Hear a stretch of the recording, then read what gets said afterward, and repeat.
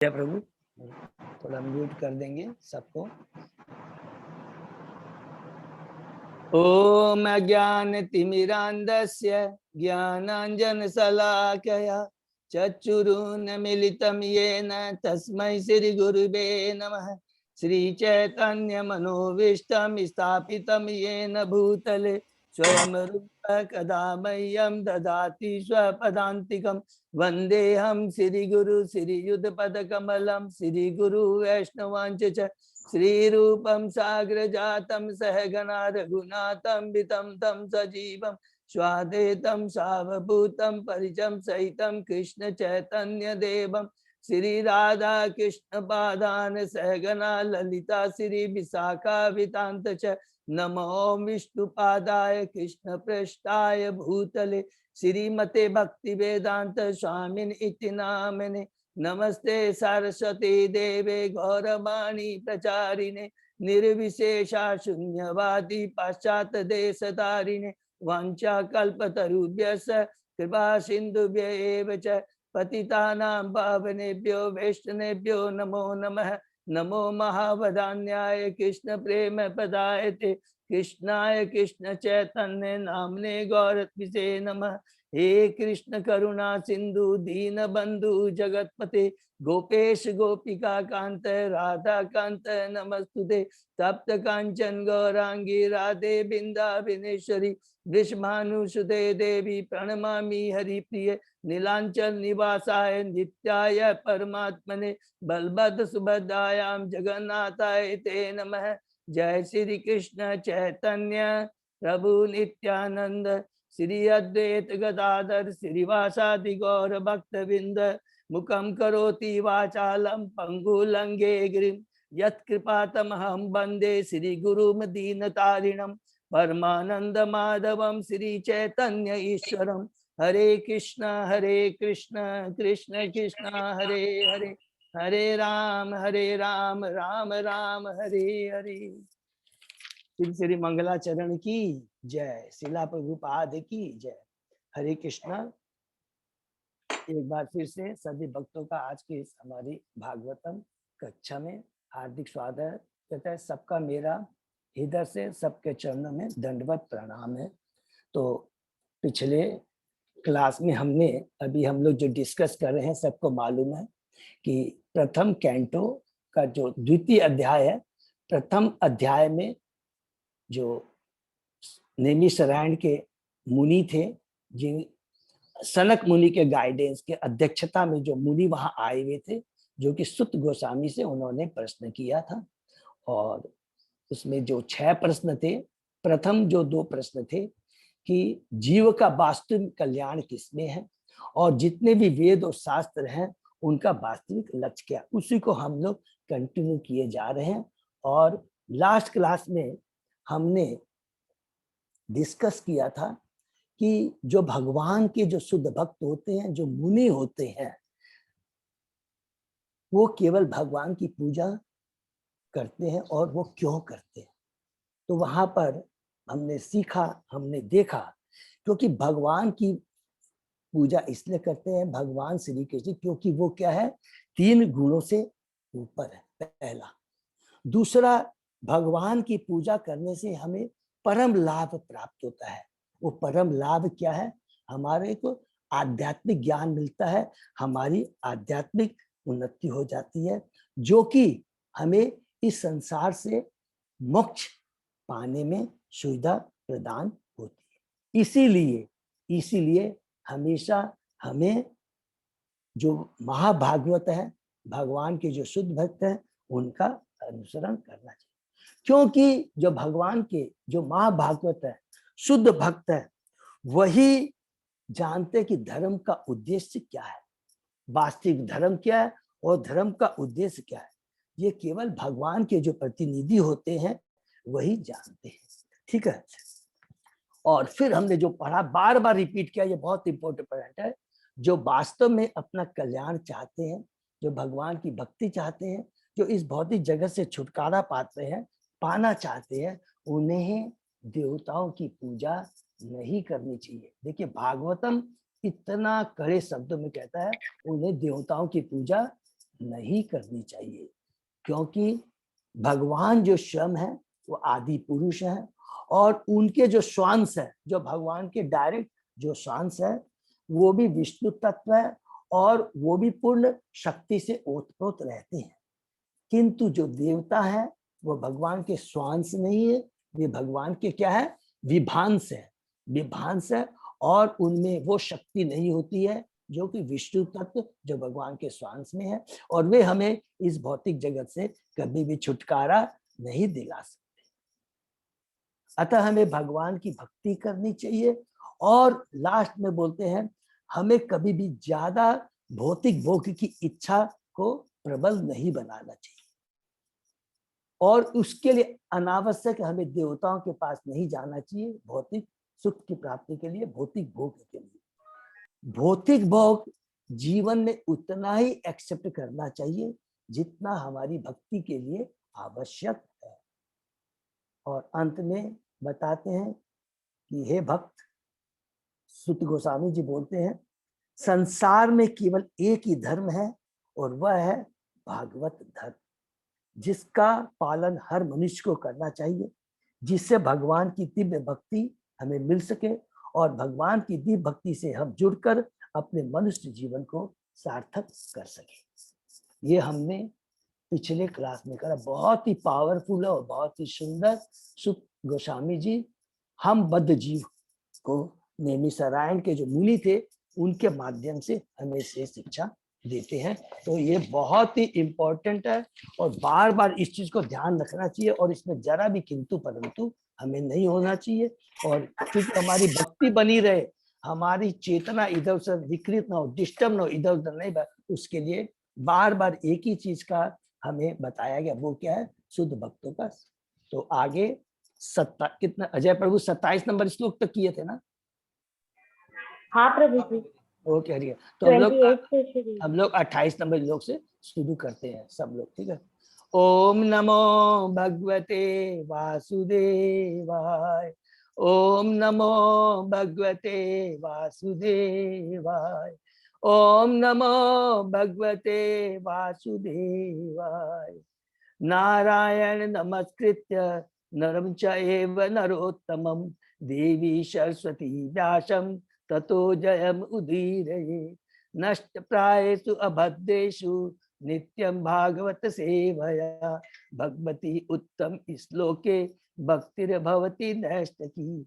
आराधयो भगवान् ब्रजेश तनय ततदाम वृंदावनम, रमया काचित् उपासना ब्रजबधू वर्गेण या कल्पिता। श्रीमद्भागवतं प्रमाणम् अम्लं प्रेमापूमर्थो महान्, श्री चैतन्य महाप्रभो मतम् इदं तत् आदरो न पर। हरे कृष्णा कृष्ण कृष्णा हरे हरे, हरे राम राम राम हरे हरे।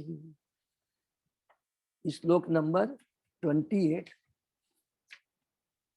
वासुदेव परा वेदा वासुदेव परा मका, वासुदेव परा योगा वासुदेव परा क्रिया, वासुदेव परम ज्ञानम वासुदेव परम तप, वासुदेव परो धर्म वासुदेव परा गति। बहुत ही पावरफुल श्लोक है। भक्ति के बारे में यहाँ पर अंत में गोस्वामी आकर के पूरा समराइज करते हैं कि भक्ति क्या है, भगवान क्या है, इसके बारे में पूरा समराइज करते हैं। इसको बहुत ही सुंदर उन्होंने कहा। तात्पर्य पढ़ते हैं। शास्त्रों में ज्ञान का परम उद्देश्य भगवान श्री कृष्ण है। यज्ञ करने का उद्देश्य उन्हीं को प्रसन्न करना है। योग उन्हीं के साक्षात्कार के लिए है। सारे सकाम कर अंतर उन्हीं के द्वारा पुरस्कृत होते हैं। वे परम ज्ञान है और सारी कठिन तपस्या है उन्हीं को जानने के लिए की जाती है। उनकी प्रेम पूर्वक सेवा करना ही धर्म है, यही जीवन के परम लक्ष्य है। हरि बोल। अर्थात भगवान श्री कृष्ण ही जो जीवन का परम उद्देश्य है और वेदों का जो परम सार है, जो कि हमने पढ़ा था, जो सेकंड को पूरा वेदों का वास्तविक सार क्या है, वो सार क्या है, भगवान श्री कृष्ण है। भगवान के बारे में ज्ञान प्राप्त करना है। और जो भी हम यज्ञ करते हैं भगवान की प्रसन्नता के लिए यज्ञ करना चाहिए, देवताओं के लिए नहीं, अपनी इंद्रिय तृप्ति के लिए। और योग उन्हीं के साक्षात्कार लिए, अर्थात योग मीन भगवान से जुड़ना। और किससे जुड़ना? हमें भगवान श्री कृष्ण से जुड़ना है, जिससे हमें आत्म साक्षात हो सके, हमारी आत्मा भगवान से जुड़ सके, जो खोया हुआ संबंध है वो पुनः स्थापित हो सके। और सारे सकाम अंतर उन्हीं के द्वारा पुरस्कृत होते हैं। जो कुछ भी हम कार्य करें भगवान के लिए करना चाहिए, भगवान के लिए से ही मांगना चाहिए। जो कुछ भी हमको मिलता है, जो कुछ भी है, वो केवल भगवान श्री कृष्ण से ही मिलता है। वही परम ज्ञान है। अर्थात जो भी हम ज्ञान प्राप्त करते हैं, वास्तविक ज्ञान का उद्देश्य भगवान श्री कृष्ण है। और सारा ज्ञान भी भगवान से ही प्राप्त होता है। बहुत ध्यान से सुन, पूरा ज्ञान भी भगवान से ही प्राप्त होता है। प्रथम ज्ञान भगवान ने ब्रह्मा जी को दिया, ब्रह्मा जी ने नारद जी को दिया, नारद जी ने व्यास देव को दिया, व्यास देव ने सुखदेव गोस्वामी को दिया। इस तरह परंपरा के माध्यम से ज्ञान हमारे पास आता है। अर्थात वास्तविक जो ज्ञान जो कुछ भी है वो भगवान ने ही दिया है। और जितने भी हम तपस्या करते हैं, देखिए चाहे वो जैसी भी तपस्या करते हैं, ज्ञान योग, ध्यान योग, कर्म, जो कुछ भी किसी भी तरह की तपस्या करते हैं, और जितने भी शास्त्रों में नियम बनाए गए हैं, वेदों में नियम बनाए गए हैं, वर्णाश्रम जितने भी आश्रम है, सबका उद्देश्य, अल्टीमेट उद्देश्य क्या है? भगवान को जानना है, भगवान को जानना। और सबसे बड़ा धर्म क्या है?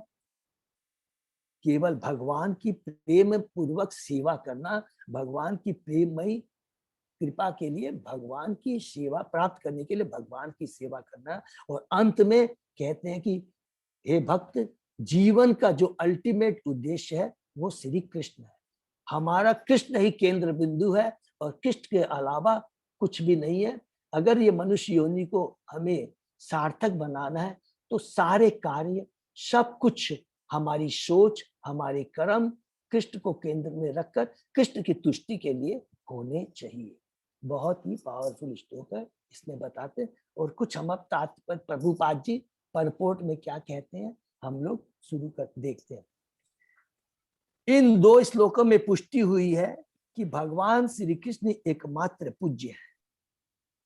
वैदिक साहित्य का भी लक्ष्य है कि भगवान के साथ संबंध स्थापित किया जाए और भूली हुई प्रेम सेवा को पुनर्जीत दिया किया जाए। अर्थात इस भौतिक जगत में आकर करके, तीन गुणों के प्रभाव में आकर के हमारी चेतना कलुषित हो चुकी है। उस कलुषित चेतना को शुद्ध बनाने के लिए, अपने जीवन को सफल बनाने के लिए, अपनी चेतना को जागृत करने के लिए और भगवान से संबंध हमें स्थापित किया जाए। तो अगर भगवान से हम अपना पुनः खोया हुआ संबंध स्थापित कर सकते हैं तो हमारा जीवन सफल हो जाएगा। और यही एकमात्र जीवन का लक्ष्य है। वेदों का चरम उद्देश्य केवल उन्हें जानना है। सारे शास्त्र भगवान द्वारा श्री व्यासदेव के शरीर के रूप में अवतार लेकर भौतिक प्रकृति के बद्ध पतित आत्माओं को भगवान श्री कृष्ण का स्मरण कराने के लिए निर्मित किए गए हैं। व्यासदेव जी जो भगवान के शक्तिवेश अवतार है, उनके माध्यम से हम बद्ध जीवों पर कृपा करने के लिए यहाँ पर जितना भी वेद रचे गए हैं, जिनकी रचना व्यासदेव ने की है, उनका उद्देश्य केवल भगवान श्री कृष्ण को जानना है। दूसरा बात बताते तात में, वासुदेव का अन्य नाम यज्ञ है। और भगवत गीता में स्पष्ट कहा गया कि सारे यज्ञ तथा कर्म यज्ञ या भगवान विष्णु को प्रसन्न करने के लिए किए जाने चाहिए। केवल भगवान की तुष्टि के लिए सारे यज्ञ करने चाहिए, कि न कि अपनी इंद्रिय तुष्टि के लिए, न कि देवताओं को प्रसन्न करने के लिए। यही बात योग पद्धति पर लागू होती है। योग का अर्थ है परमेश्वर से संपर्क स्थापित करना। ठीक है। उसके बाद में बहुत और आगे तात्पर्य में प्रभुपाद बोलते हैं, अतः वासुदेव ही ज्ञान की समस्त शाखाओं के अनुशीलन के परम लक्ष्य है। जो ज्ञान अनुशीलन वासुदेव के मिलन के दिव्य स्तर तक उठा सके वही वास्तविक ज्ञान है। हरि बोल। एकदम ज्ञान के अनुशीलन बहुत सुंदर का है। जो ज्ञान अनुशीलन वास्तव वासुदेव के मिलन के दिव्य स्तर तक उठा सके वही वास्तविक ज्ञान है।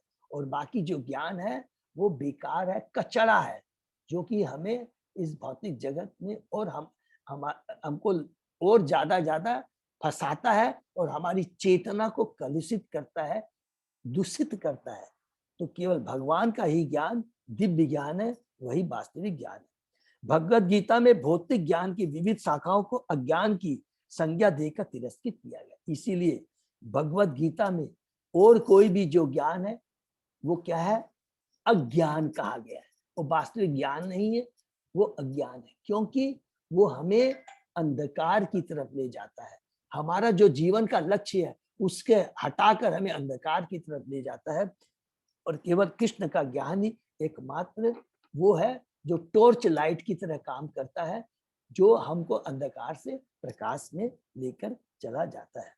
भौतिक ज्ञान का परम लक्ष्य इंद्रियों की तृप्ति करना है, जिसका अर्थ है भौतिक जीवन को दीर्घ बनाना और इस प्रकार तीनों तापों को बनाए रखना। अतः इस भौतिक जगत में कष्टमय जीवन की दीर्घता ही अज्ञान है। तो जो भौतिक ज्ञान है वो कितना कष्टमय है, जो कि हमें और ज्यादा से ज्यादा इस भौतिक जगत में फंसाता है। ठीक है, ये ज्ञान के बारे। फिर आगे सॉरी प्रभुपाद जी कहते हैं तपस्या का बारे। तपस्या का अर्थ ही है किसी उच्चतर जीवन उद्देश्य के लिए स्वेच्छा से शारीरिक कष्टों को सहना। इंद्र तृप्ति को उद्देश्य बनाकर रावण तथा हिरण्यकशिपु ने नाना प्रकार के दारुण शारीरिक कष्ट झेले थे। कभी कभी आधुनिक राजनीतिक भी अपना राजनीतिक काम साधने के लिए कठिन तपस्याएं करते। यह वास्तविक तपस्या नहीं है। मनुष्य को चाहिए कि वासुदेव को जानने के लिए स्वेच्छा से शारीरिक असुविधाएं स्वीकार करे। ये बहुत इंपॉर्टेंट पॉइंट है कि यह हमारा कर्तव्य है। मनुष्य को चाहिए कि भगवान को प्रसन्न करने के लिए, भगवान को जानने से लिए स्वेच्छा से, अपनी इच्छा से शारीरिक असुविधाएं स्वीकार करें, क्योंकि वास्तविक तपस्या की विधि यही है। अन्यथा अन्य सारी तपस्याएं रजोगुण तथा तमोगुणी मानी जाती है। काम तथा अज्ञान से जीवन के कष्टों का अंत नहीं हो सकता। सात्विक गुण ही जीवन के तीनों तापों को कम कर सकता है। भगवान कृष्ण के माता पिता वसुदेव तथा देवकी ने वसुदेव को पुत्र रूप में प्राप्त करने के लिए तपस्या की थी। तो हमारी जो तपस्या का लक्ष्य होना चाहिए कि भगवान से संबंध जोड़ना, भगवान को जानना। और उस तपस्या में अगर हमें कोई शारीरिक कष्ट भी झेलने पड़ते हैं तो स्वेच्छा से, बड़ी सुख, बड़े आराम से, आनंदमय होकर उसे हमें एक्सेप्ट करना चाहिए। अगर यदि कोई तपस्या करनी है तो ज्ञान की प्रकाशा वासुदेव को लक्ष्य बनाकर ही की जानी चाहिए। ये तपस्या के बारे में यहाँ पर बताते हैं और इस प्रकार डिटेल में प्रभुपाद जी काफी बताते हैं। अंत में इस श्लोक के तात्पर्य में पुनः प्रभुपाद जी, जो कि बहुत ही इंपॉर्टेंट है, जिसे हम भक्त लोग मिसगाइड नहीं हो जाए, पुनः दोहराते हैं क्या? मनुष्य को न तो उन विविध देवताओं की पूजा करनी चाहिए जो सृष्टि की उत्पत्ति, पालन तथा संहार का कार्य करने वाले भगवान के हाथ स्वरूप हैं। ऐसे असंख्य शक्तिशाली देवता हैं जो संसार की बाह्य व्यवस्था की देख रेख करते हैं। वे सब भगवान वासुदेव के सहायकों के समान है। They are the empowered demigods जो इस भौतिक जगत को चलाने में भगवान को मदद करते हैं या भगवान के आदेश का पालन करते हैं। इससे ज्यादा उनका काम नहीं है। वो हमें भौतिक जगत से छुटकारा नहीं दिला। यहाँ तक कि ब्रह्मता शिव की भी गणना देवताओं में होती है, किंतु भगवान विष्णु या वासुदेव तो सदा दिव्य पद पर रहते हैं। यद्यपि वे जगत के सतों गुण को स्वीकार करते हैं, किंतु फिर भी वे समस्त गुणों से परे रहते हैं। एज ए विष्णु, ब्रह्मा विष्णु महेश हमने पढ़ा था। एज ए विष्णु वह सतों गुण को एक्सेप्ट करते हैं, क्योंकि भौतिक जगत का पालन करने के लिए सतों गुण अपनाना पड़ता है। वो सत्व गुण को अपनाते हैं, लेकिन फिर भी वो तीन गुणों से ऊपर रहते हैं। ये बहुत इंपॉर्टेंट चीज है। इतने वो पावरफुल है वो, लेकिन वो उनको तीन गुण उनको टच भी नहीं कर सकता है। वो गुणातीत है। निम्नलिखित उदाहरण से बात और स्पष्ट हो जाएगी। ये बहुत देखिए सुंदर और इंपॉर्टेंट एग्जाम्पल, इसको सब ध्यान से सुनिए। बंदी गृह में बंदी होते हैं और बंदी गृह के व्यवस्थापक भी, किंतु बंदी तथा व्यवस्थापक राजा के नियमों से बंधे होते हैं। तो जो कारागार होता है उसके अंदर वह बंदी होता है और उस कारागार को मैनेज करने के लिए अर्थात देवता होते हैं, ठीक है। और हम बद्धजीव क्या हैं, हम लोग कैदी हैं। लेकिन यदि कभी कभार राजा बंदी गृह में आता है तो वह बंदी गृह के नियम को से बंधा नहीं होता। हरि बोल। राजा सदैव बंदी गृह के नियमों से परे होता है, ठीक उसी तरह जिस तरह भगवान इस जगत के नियमों से परे होता है। कितना सुंदर एग्जाम्पल यहाँ दिया है कि भगवान इस भौतिक जगत में हम बद्धजीवों पर कृपा करने के लिए इस भौतिक जगत को बनाते हैं कि जिससे इस भौतिक जगत में हम जो गलती कर बैठे आ गए हैं, पुनः भगवान की भक्ति कर कर करके इस भौतिक जगत से छुटकारा पाते। ये हुआ भगवान का मेन उद्देश्य इस भौतिक जगत को बनाने का।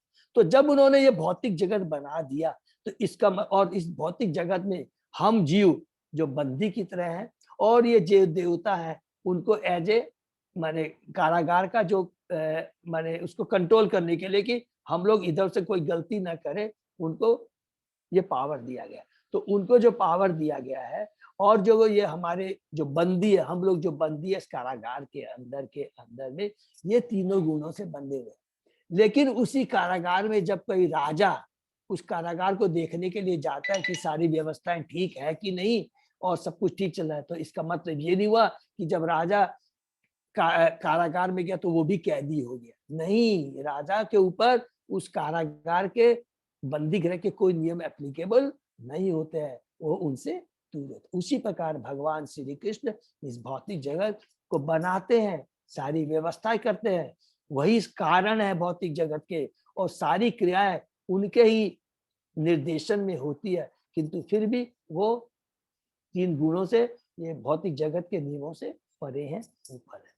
तो ये जो श्लोक हमने पढ़ा 20 बहुत ही पावरफुल है और यहाँ पर समाप्त होती है, बताते हैं कि भक्ति क्या है और भक्ति किसकी करनी चाहिए, भगवान की करनी चाहिए, देवताओं की। अगले श्लोक में हम लोग जाते हैं। स एव इदम ससर्ज अग्रे भगवान आत्ममायया सत असत रूपया च अशो गुणमया अगुण विभु।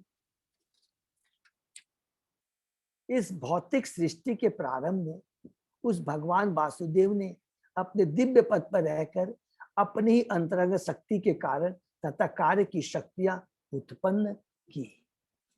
तात्पर्य, भगवान का पद सदैव दिव्य रहता है क्योंकि भौतिक जगत की सृष्टि के लिए आवश्यक कारण कार्य शक्तियां भी उन्हीं के द्वारा उत्पन्न है।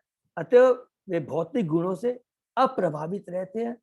उनका अस्तित्व, रूप, कार्य तथा सामग्री ये सब भौतिक सृष्टि के पहले ही विद्यमान थे। इसको अंडरलाइन कर लेंगे कि जब ये भौतिक जगत की उत्पत्ति होती है तो उसके लिए जो कारण है भगवान श्री कृष्ण है, और इसमें जो भी कार्य होते हैं भौतिक जगत में, जो भी शक्ति है, जो भी कुछ दरकार होती है इस सृष्टि को पालन करने के लिए, इस सृष्टि को क्रिएट करने के लिए, ये सारी चीजें जो कुछ भी है वो भगवान द्वारा प्रदत्त है, भगवान ही देते हैं।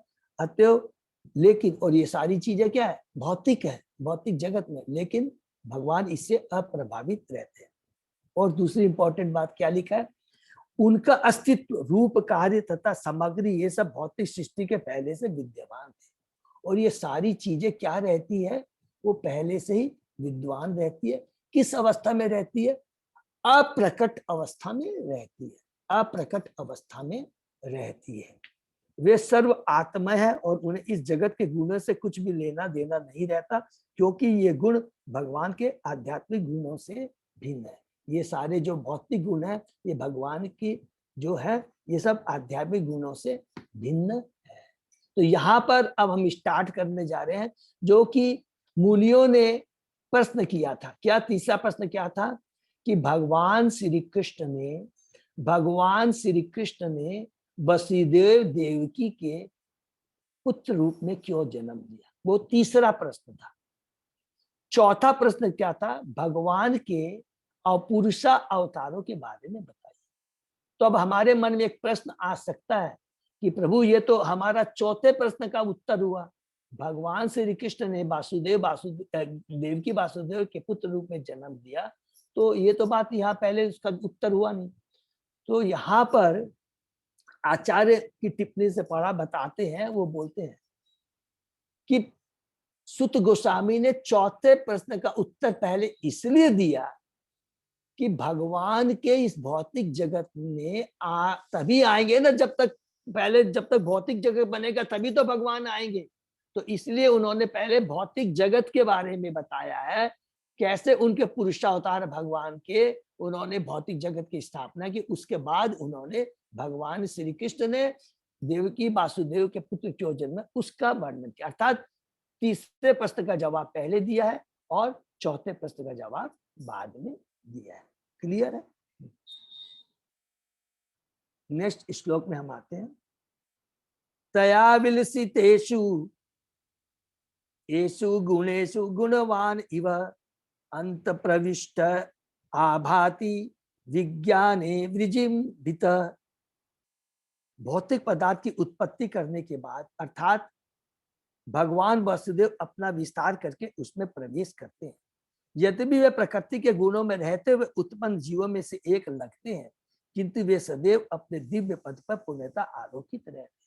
चूंकि हम बद्ध जीव हैं और हमेशा भ्रमित हो जाते हैं, और जैसे ही देखते हैं कि भगवान इस भौतिक जगत में आते हैं या भौतिक जगत की सृष्टि करते हैं अपनी बहिरंगा शक्ति, क्या भगवान भी उससे प्रभावित हो जाते हैं? तो बार बार सुत गोस्वामी जी मुनियों के माध्यम से कहते हैं, नहीं, भगवान हमेशा इससे अलूफ रहते हैं, इससे कोई भी भगवान। तो अब यहाँ पर यद्यपि प्रकृति तो अपना विस्तार करके प्रवेश करते हैं। यहाँ पर हम लोग थोड़ा डिटेल में डिस्कशन करेंगे, कृपा के सब लोग बहुत ध्यान से सुनिएगा, तो जिसमें आगे के श्लोक पढ़ने में आपको सुविधा। तो भगवान के बहुत से अवतार होते हैं, हम लोग आगे चल के पढ़ेंगे। जैसे भगवान का लीला अवतार, शक्त्यावेश अवतार, गुणा अवतार, मनवंतर अवतार, पुरुषा अवतार, लीला अवतार, अलग अलग तरह के अवतार है। लेकिन जो सृष्टि होती है वो किस अवतार से होती है? उसको बोलते हैं पुरुषा अवतार। और ये पुरुषा अवतार भगवान के स्वांश हैं और ये विष्णु से ही आते हैं। पुरुषा अवतार का थोड़ा सा हम ब्रीफ में समझ सकते हैं। और जितनी भगवान श्री कृष्ण ही सब चीज के क्या स्रोत है, स्रोत है माने कारण है। ये एकदम हमेशा याद रखेंगे, भगवान श्री कृष्ण ही परम कारण है। जब भगवान गोलोक धाम वृंदावन में सदैव रहते हैं, ये दूसरा पॉइंट नोट करेंगे, कभी भी गोलोक धाम वृंदावन को छोड़ के नहीं जाते। अब भगवान को जितनी भी लीलाएं करनी होती है, चाहे वो आध्यात्मिक जगत में हो चाहे वो भौतिक जगत में हो, भगवान अपने श्वासों के माध्यम से ये करते हैं। तो ये सब सिंपल। तो जब भगवान वृंदावन में रहते हैं तो वृंदावन में वो सबसे पहले अपना एक्सपांशन करते हैं। वो कौन है? बलदेव। बलदेव बलराम है। और वो बलराम का जो फर्स्ट एक्सपांशन होता है वही भगवान के लिए, चाहे गोलोक धाम में वृंदावन में भगवान ने जो भी लीलाएं की है, यहां तक कि वृंदावन को प्रकट करना, भगवान की साज सामग्री, भगवान के जितने भी आभूषण हैं, वो सब कौन करते हैं? बलराम करते हैं। और वही बलराम जब मथुरा और द्वारका में जाते हैं तो भगवान बलराम ही सारी व्यवस्था करते हैं। जो कि उनका एक्सपांशन किस रूप में है द्वारका में, उनको बोलते हैं मूल संकर्षण। मूल संकर्षण है, उसी से वासुदेव, अनिरुद्ध और प्रद्युम्न। वही बलराम मथुरा द्वारका में क्या कहलाते हैं? मूल संकर्षण।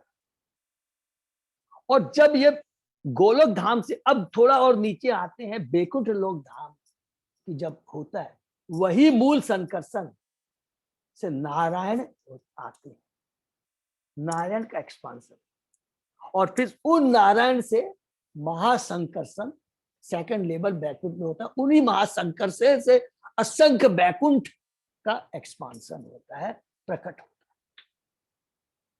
और वही मूल संकर्षण अब जब भौतिक जगत की उत्पत्ति करनी होती है तो वो महाविष्णु के रूप में एक्सपांशन होता है, सबको क्लियर है।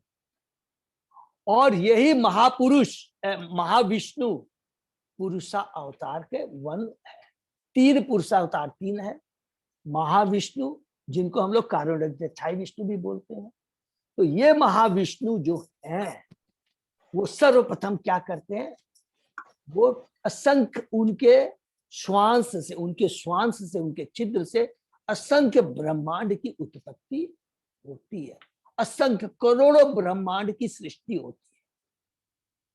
और वही महाविष्णु फिर अपने को फर्दर एक्सपांशन कर करके जितने भी ब्रह्मांड है असंख्य, एक एक ब्रह्मांड के अंदर प्रविष्ट करते हैं, जिनको उनका नाम हो जाता है गर्भोदक्षाई विष्णु। और वही गर्भोदक्षाई विष्णु फिर आगे चल कर करके प्रत्येक ब्रह्मांड के अंदर में जितने भी जीव हैं उनके एक एक हृदय में जाकर स्थापित हो जाते हैं, जिनको हम परमात्मा कहते हैं। अर्थात महाविष्णु, गर्भोदक्षाय विष्णु और क्षीरोदक्षाय विष्णु, तो ये पुरुषावतार में तीन सुपर सोल हो गई। पहली सुपर सोल कौन सी हो गई, महाविष्णु, जो कि प्रत्येक ब्रह्मांड की आत्मा है, जितने भी ब्रह्मांड की सृष्टि करते हैं उनकी आत्मा कौन हो गई, महाविष्णु। दूसरे जो सुपर सोल है, जो परमात्मा है, वो गर्भोदक्षाई विष्णु है, जो प्रत्येक ब्रह्मांड के एक एक ब्रह्मांड की आत्मा हो गई। अर्थात गर्भोदक्षाई विष्णु किसका ख्याल रखते हैं, एक एक ब्रह्मांड का, सारे ब्रह्मांड का नहीं, केवल एक एक ब्रह्मांड का। और उसके बाद में क्षीरोदक्षाई विष्णु जो परमात्मा है, वो एक एक जीव के क्या हो गए, सुपर सोल लगे, उनके परमात्मा हो गए। तो क्षीरोदक्षाई विष्णु एक एक जीवात्मा के सुपर सोल हो गए, गर्भोदक्षाई विष्णु एक एक ब्रह्मांड के सुपर सोल हो गए, और महाविष्णु एक एक पूरे ब्रह्मांड, पूरे जितने ब्रह्मांड है, जितने भी सारे की आत्मा हो गई। क्लियर है ना सब।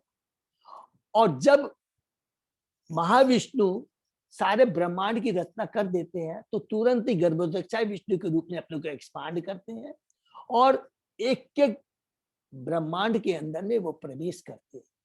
जब वो प्रवेश करते हैं तो पूरा ब्रह्मांड खाली रहता है। तो सबसे पहले वो क्या करते हैं, गर्भोदय सागर को क्रिएट करते हैं और गर्भोक्ष सागर में वो शयन करते हैं, और उनके कमल से, उनके नाभि से एक कमल निकलता है जिसमें ब्रह्मा जी रहते हैं, और वो प्रथम जीव होते हैं ब्रह्मांड के, उनकी उत्पत्ति होती है। और वो जो कमल नाल होता है ना, कमल नाल, तो ऊपर में तो कमल हो गया, और वो जो नीचे में नाल होता है, जब ब्रह्मा जी की सृष्टि हो जाती है, उत्पत्ति हो जाती है, तो वही ब्रह्मा जी उस नाल को 14 भुवन में बांट देते हैं, इसलिए वो 14 भुवन की सृष्टि होती है। क्लियर। और फिर वो ब्रह्मा जी जब उत्पत्ति हो जाती है तब उस पूरे एक एक ब्रह्मांड को जीवों से भर देते हैं। उसके बाद में वही गर्भोदक्षाय विष्णु अपना रूप आगे अपने को एक्सपांड करते हैं, किसके रूप में, क्षीरोदक्षाय विष्णु के रूप में एक्सपांड करते हैं, और प्रत्येक जीव के अणु के हृदय में जाके बैठ जाते हैं। तो आप सोचिए परमात्मा की, पुरुषावतार की क्या पोजीशन है। कहा भगवान श्री कृष्ण, उसके बाद में मूल संकर्षण, नारायण, महासंकर्षण, उसके बाद में महाविष्णु, उसके बाद में गर्भोदक्षाय विष्णु। तो कृष्ण की पोजीशन, कृष्ण बहुत महान है। कृष्ण ही सर्व कारण कारणम है। तो ये उत्पत्ति हम लोग पुरुषावतार के बारे में हमें समझना है, ठीक है। तो आप तात्पर्य में क्या कहते हैं प्रभुपाद जी हम लोग पढ़ते हैं। जीवात्मा भगवान की विभांश है, विभांश अंश है, अर्थात जीवात्मा क्या है, भगवान के स्वांश नहीं विभांश है, जो अभी हम लोगों ने पिछले 2-3 श्लोक में बार बार प्रभुपाद जी ने तात्पर्य परपोर्ट के माध्यम से बताया। और जो जीवात्मा बैकुंठ जगत में रहने लायक नहीं है, अर्थात जिन्होंने स्वामित्व का भाव, कि जिनमें स्वामित्व की भावना आ गई है, उनके लिए इस भौतिक जगत में डाल दिया, उनको इस भौतिक जगत में डाल दिया है, जिससे वे भी भरकर भोग कर सके।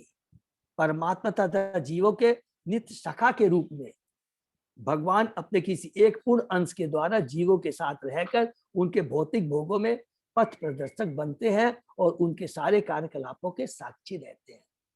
अर्थात भगवान जब जीव बोलता है कि मैं भौतिक जगत को भोगना चाहता हूं, तो भगवान बहुत कृपालु है, बहुत ध्यान से सुनेंगे।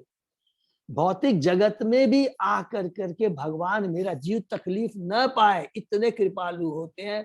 भौतिक जगत का निर्माण करते हैं, पहला सारी भौतिक जगत में सारी व्यवस्था करते हैं, और इतना ही नहीं, परमात्मा के रूप में क्षीरोदक्षाई विष्णु के रूप में प्रत्येक हृदय में जाकर विराजमान हो जाते हैं और पथ प्रदर्शक का काम करते हैं और उनके सारे कार्यकलापों के वो साक्षी रहते हैं। इसलिए हमें याद रखना चाहिए कि अगर भौतिक जगत में आकर हम जो भी कार्य करते हैं, अगर हम छिप कर भी करते हैं, तो हमें ये नहीं सोचना है कि नहीं, भगवान साक्षी है, परमात्मा के रूप में हमारी एक एक एक्टिविटी को he is watching very closely. इसको हमको ध्यान रखना। जहां जीवात्मा भौतिक भोग करती है, भगवान भौतिक वातावरण से प्रभावित हुए बिना अपने दिव्य पद पर बने रहते हैं। श्रुतियों में कहा गया कि एक वृक्ष पर जो 2 पक्षी हैं, इनमें से एक वृक्ष का फल खा रहा है और दूसरा उसकी गतिविधियों का साक्षी है। यह साक्षी भगवान है परमात्मा के रूप में, और फल को खाने वाला पक्षी जीवात्मा है, जो कि भौतिक जगत को, आध्यात्मिक जगत को छोड़ कर करके स्वामी बनने के लिए भौतिक जगत में आकर कर भौतिक भोग भोगता है। फल खाने वाला जीवात्मा अपने वास्तविक स्वरूप को भूल गया है और भौतिक जगत के सकाम कर्मों में बुरी तरह व्यस्त है, जबकि भगवान परमात्मा रूप में सदैव दिव्य ज्ञान से पूर्ण रहता है। परमात्मा तथा बद्ध जीवों में यही अंतर है। बद्ध जीव या जीवात्मा प्रकृति के नियमों के वशीभूत रहता है, जबकि परमात्मा भौतिक शक्ति का नियंत्रक है, कंट्रोलर है, और जीव क्या है, कंट्रोल किया जाता है। कितना सुंदर चीज यहाँ पर प्रभुपाद जी हमें एक्सप्लेन करते हैं, ठीक है। कि भौतिक जगत की सृष्टि क्यों हुई, कौन करता है, भगवान अपने पुरुषार्थवाद के माध्यम से भौतिक जगत की सृष्टि करते हैं, और भौतिक जगत के जो बद्ध जीव हैं उनका पूरा ख्याल रखते हैं। ऐसा नहीं कि भगवान ने लाके छोड़ दिया, मर नहीं, इतने कृपालु है। जैसे माँ इतनी कृपालु होती है कि माँ कोई बच्चा उसकी बात नहीं मानता है, सपोज कीजिए उदाहरण के लिए कि एक बच्चा बीमार है, और बीमार है, उसको सर्दी जुकाम लगा हुआ है, 4 डिग्री बुखार है। बच्चा बोलता नहीं मैं तो बाहर में जाऊंगा, बरसात हो रही है, मैं तो जाऊंगा, बाहर में जाऊंगा। माँ बोलती है बेटा मत जा मत जा, लेकिन वो जिद्दी करता है, तो माँ का मन नहीं मानता, क्या करेगी। जिस तरह हम लोग बद्ध जीव आध्यात्मिक जो छोड़ के आ गए, उस समय माँ क्या करती है, अपनी दाई को बोलती है कि देख ये बीमार है, इसको 4 डिग्री बुखार है, तू साथ में चली जा, इसका ख्याल रखना। उसी तरह भगवान परमात्मा रूप में दाई के रूप में स्वयं आते हैं और एक एक सेकंड कभी भी जीव को नहीं छोड़ते, फ्रैक्शन ऑफ सेकंड भी उसको नहीं छोड़ते। ध्यान सुनिएगा, कितने बड़े कृपालु भगवान, सदैव परमात्मा के रूप में हमारे हृदय में विराजमान रहते हैं और हमको क्या करते रहते हैं, हमको पथ प्रदर्शक का कार्य करते हैं, हमको गाइड। इसीलिए आपने देखा होगा कभी भी इस भौतिक जगत में हम कितने भी कार्य करते हैं, क्योंकि है तो हम भगवान के अंश, कभी भी हम कोई गलत कार्य करने जाते हैं तो अंदर से कहते हैं एक पुकार आती है, परमात्मा रूप में भगवान बोलते हैं कि देख बेटा ये कार्य गलत है। अब हमारे ऊपर निर्भर करता है, जो अल्प स्वतंत्रता भगवान ने दी है वो हमारे ऊपर निर्भर करता है, उस परमात्मा की आवाज को सुने, उनको माने या नहीं माने, वो हमारे ऊपर निर्भर करता है। ठीक है, नेक्स्ट श्लोक। यथा ही अवहित वही दारुषु एक स्वयोनिषु नाना इव भाति विश्वात्मा भूतेषु च तथा पुमान। परमात्मा रूप में भगवान सभी वस्तुओं में उसी तरह व्याप्त रहते हैं जिस तरह काष्ठ के भीतर अग्नि रहती है, और इस प्रकार यद्यपि वे अद्वितीय है, वे अनेक योनियों में प्रतीत होते हैं। तात्पर्य, भगवान वासुदेव अपने किसी एक पूर्णांश से सारे भौतिक जगत में विस्तार करते हैं। कौन हुआ ये? पुरुषावतार के रूप में। वो उनके पूर्णांश है, स्वांश है, और उनका अस्तित्व परमाणु ऊर्जा तक के भीतर देखा जा सकता है, अर्थात परमात्मा के रूप में, क्षीरोदधारी विष्णु के रूप में। पदार्थ, अपदार्थ, प्रोटॉन, न्यूट्रॉन आदि भगवान के परमात्मा के रूप में विभिन्न परिणाम है।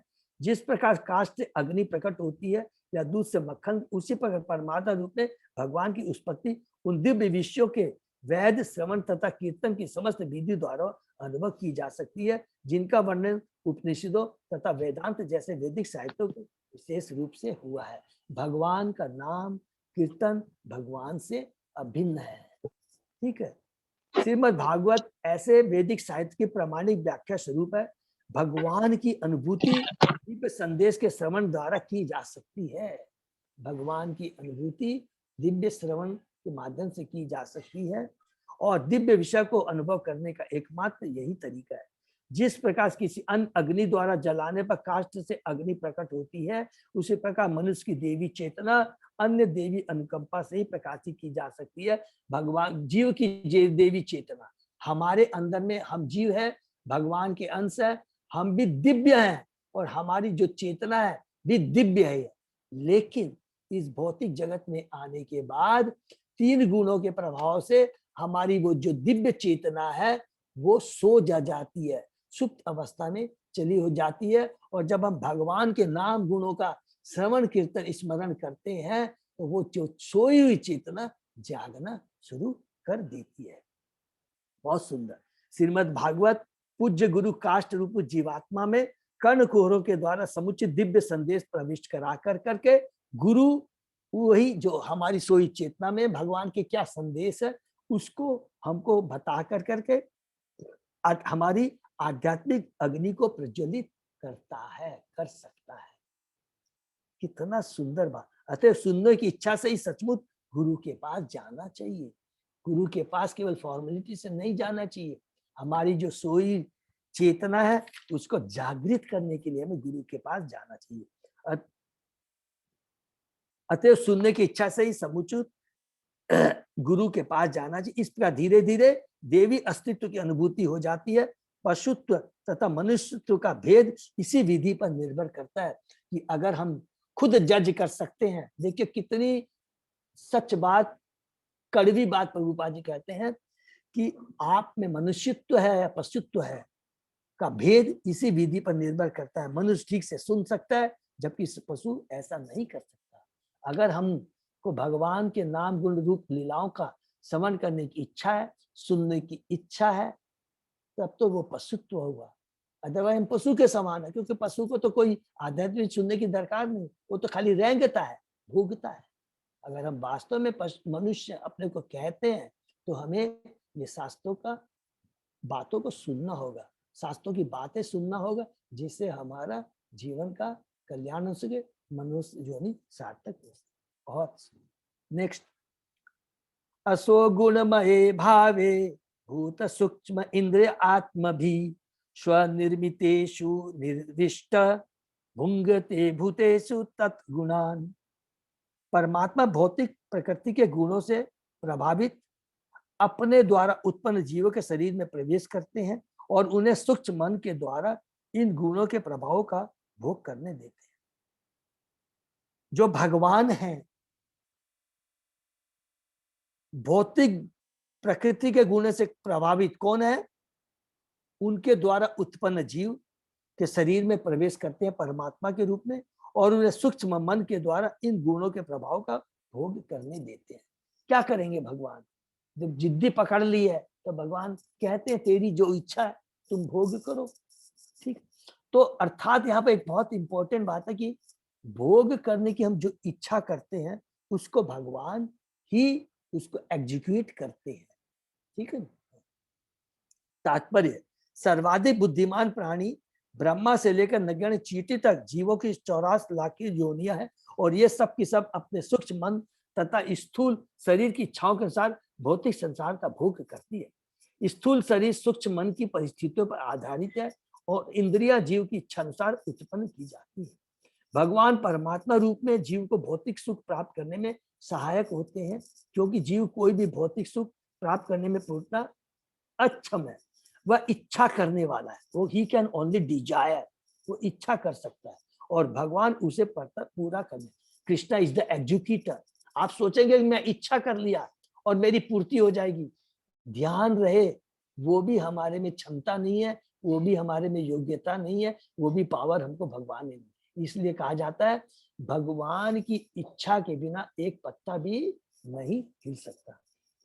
आशय यह है कि सारे जीव भगवान के अंश है, अतः वे भगवान से अभिन्न। ठीक, नेक्स्ट श्लोक पढ़ते हैं। भावयति एष सत्वेन लोकान वे लोक भावना लीलावतार अनुरक्त देवतिर्यक नर आदिशु। इस प्रकार सारे ब्रह्मांडों के स्वामी देवताओं, मनुष्यों तथा निम्न पशुओं के आवासी सारे लोकों का पालन पोषण करने वाले हैं। वे अवतार ग्रहण करके सतोगुण में रहने वालों के उद्धार हेतु लीलाएं करते हैं। यहाँ पर भगवान बता दिए कि क्यों अवतार, क्यों ये सृष्टि बनाते हैं। कि देवताओं, मनुष्य, निम्न पशुओं, सभी लोगों का वो पालन पोषण करते हैं। नॉट ओनली पशु, नॉट ओनली मनुष्य, देवताओं का भी। वे अवतार ग्रहण कर सतोगुण में रहने वालों की उद्धार हेतु लीलाएं करते। तो ये एक बहुत अच्छी बात सुनने को यहाँ पढ़ने को मिली कि स्पेशली भगवान जो सतोगुणी लेवल पे हैं, देवता है, उनके उद्धार हेतु लीलाएं करते हैं। तो तात्पर्य हम पढ़ते हैं, ब्रह्मांड अनेक है और प्रत्येक ब्रह्मांड में असंख्य लोक हैं, जिनमें विविध गुणों वाले नाना कोटि के जीव निवास करते हैं। विविध गुणों वाले, इसको अंडरलाइन कर लेंगे, सतोगुणी, रजोगुणी, तमोगुणी। भगवान इनमें से प्रत्येक लोक में तथा प्रत्येक जीव समाज में अवतार लेते रहते, अर्थात प्रत्येक लोकों में जितने भी लोक हैं, भूवर लोक, भूमि लोक, भूवर लोक, जन लोक, तन लोक, महर्त लोक, ब्रह्म लोक, अतल, वितल, सुतल, तरातल, पाताल, सारे जितने भी ये भुवन है सब में भगवान समय समय पर लीला करते हैं। इसीलिए हम लोग कहते हैं कि भगवान की लीलाएं सदैव चलती रहती है। अभी भौतिक जगत में जो लीला है, हो सकता है जो भगवान की दामोदर लीला यहाँ है और किसी दूसरे ब्रह्मांड में यह भगवान की लीला होती हो। असंख्य ब्रह्मांड है, असंख्य ब्रह्मांड में असंख्य वो है, क्या है, 14 लोक। एक एक ब्रह्मांड में 14 लोक है। सब जगह असंख्य ब्रह्मांड में भगवान की सदैव लीलाएं चलती रहती है। भगवान अपने आदि दिव्य रूप को बदलते नहीं, ये भी अंडरलाइन कीजिए। भगवान अपने आदि दिव्य रूप को बदलते नहीं, अर्थात भगवान के जितने भी अवतार होते हैं, जितने भी ये शाश्वत है। माने नरसिंह अवतार, वराह अवतार, मत्स्य अवतार, ऐसा नहीं है कि भगवान वहां है पहले मत्स्य अवतार रूप में प्रकट हो गए, नहीं, ये जितने भी इनके रूप लीलाएं हैं ये शाश्वत है। अपितु देश काल तथा समाज के अनुसार वे भिन्न भिन्न रूपों में प्रकट होते हैं। कभी वे स्वयं अवतरित होते हैं तो कभी किसी उपयुक्त जीव को अपना प्रतिनिधि बनाकर उसे शक्ति प्रदान करते हैं, किंतु प्रत्येक दशा में प्रयोजन एक ही रहता है। भगवान चाहते हैं कि दुख उठाने वाला जीव उनके पास वापस आ जाए। सारे जीव जिस सुख के पीछे दीवाने रहते हैं वह असंख्य ब्रह्मांडों और भौतिक लोकों में कहीं भी प्राप्त नहीं है। प्लीज इसको हम लोग अंडरलाइन करते हैं। सारे जीव जिस सुख के पीछे दीवाने रहते हैं वह असंख्य ब्रह्मांडों और भौतिक लोकों में कहीं भी प्राप्त नहीं है, यहाँ तक कि ब्रह्म लोक में भी, स्वर्ग लोक में भी प्राप्त नहीं है। जीव जिस शाश्वत सुख की कामना करता है वह केवल भगवान के धाम से में उपलब्ध है, किंतु विस्मरणशील जीव विस्मरणशील जीव का मतलब हुआ कि जैसे ही भौतिक जगत में वो आ जाता है, 3 गुणों के प्रभाव में पढ़ कर करके वो अपनी आइडेंटिटी को भूल जाता है। जीव स्वरूप है कृष्ण नित्य दास, उसको वो भूल जाता है। प्रकृति के गुणों में बस में आकर भगवान के धाम के विषय में कुछ भी नहीं जानता। अतः भगवान अपने धाम का संदेश प्रसारित करने के लिए स्वयं अवतार लेते हैं या इस पुत्र के रूप में अपना प्रामाणिक प्रतिनिधि बनकर आते हैं। ऐसे अवतार या इस पुत्र भगवत धाम जाने के संदेश का प्रचार केवल मानव समाज में नहीं करते, बल्कि उनका काम सभी समाजों में, देवताओं में तथा मनुष्य के अन्यों में भी चलता रहता है।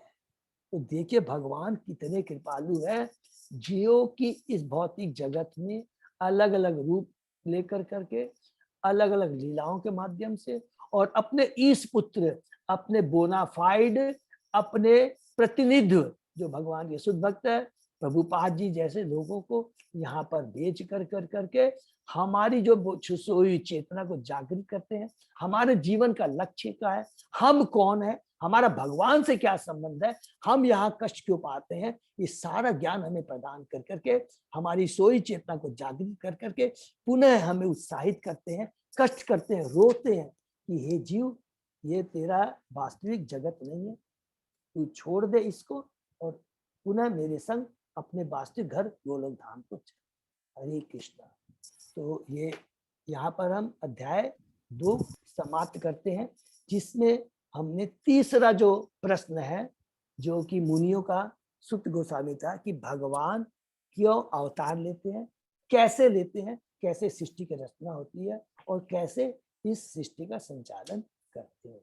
हरे कृष्णा। तो यही हम लोग, किसी का कोई प्रश्न है तो पूछ सकते हैं। हरे कृष्ण। हरे कृष्ण प्रभु। हरे कृष्णा। बोलिए बोलिए प्रभु। एक्चुअली आप तो बताया ना वो विष्णु तत्व और जीव तत्व, तो हाँ उसमें प्रभु। 2 एक्सेप्शन, उसमें 2 एक्सेप्शन है, जैसे शिव किसी में नहीं आता है। हाँ शिव प्रभु। जी हाँ प्रभु। और गदाधर पंडित भी नहीं आता है, गदाधर पंडित शक्ति तत्व में आता है। हाँ प्रभु, बिल्कुल प्रभु, बिल्कुल वो एक्सेप्शन है, बिल्कुल आप सही बोलते हैं। हरि बोल, जो कि चेतन चरितामृत में डिटेल में दिया हुआ है। यस, थैंक यू प्रभु। हरि बोल। तो ये बहुत ये अच्छा, तो आज हम लोगों ने स्पेशली जो हमने डिस्कस किया पुरुषावतार के बारे में डिस्कस किया, और भगवान वासुदेव ही सब कुछ है। भगवान वासुदेव ही परम ज्ञान है, परम योग है, परम तप है। जो भी हम तपस्या करते हैं, जो भी योगा करते हैं, जो भी तप करते हैं, और सबका उद्देश्य क्या है, भगवान श्री कृष्ण की प्राप्ति करना है।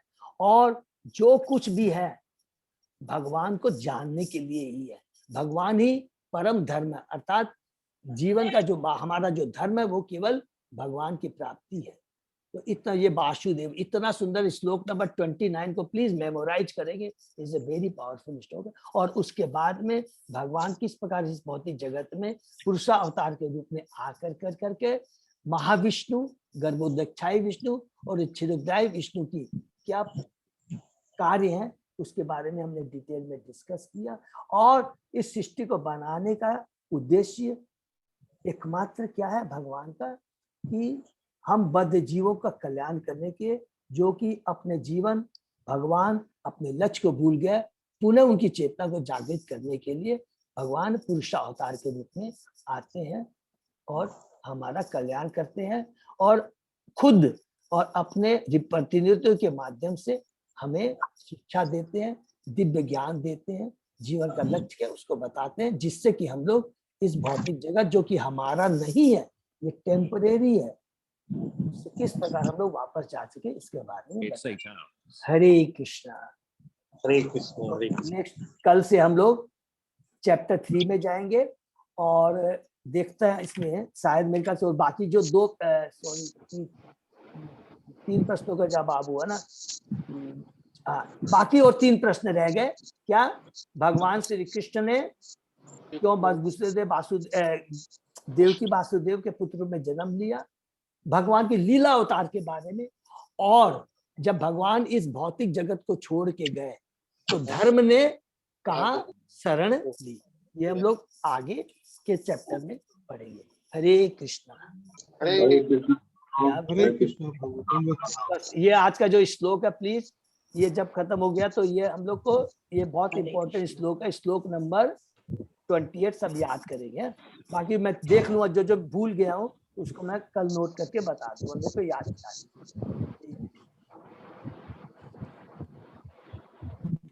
अजय प्रभु यही विराम देते हैं हम लोग। हरे कृष्णा प्रभु जी, दंडवत प्रणाम। हरे कृष्ण प्रभु जी, दंडवत प्रणाम। हरे कृष्णा प्रभु जी, दंडवत प्रणाम। हरे कृष्णा हरे कृष्णा हरे प्रणाम प्रभु जी, हरे कृष्णा प्रभु जी। अरुण प्रभु दंडवत प्रणाम प्रभु जी। हरे कृष्णा प्रभु पीके हरे कृष्णा प्रभु जी, दंडवत प्रणाम। तो मेरा दंडवत प्रणाम प्रभु। कृष्णा प्रभु जी, दंडवत हरे कृष्ण। हरे कृष्णा प्रभु जी, दंडवत प्रणाम।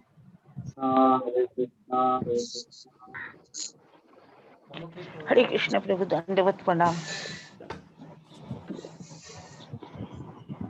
हरे कृष्णा प्रभु जी, दंडवत प्रणाम।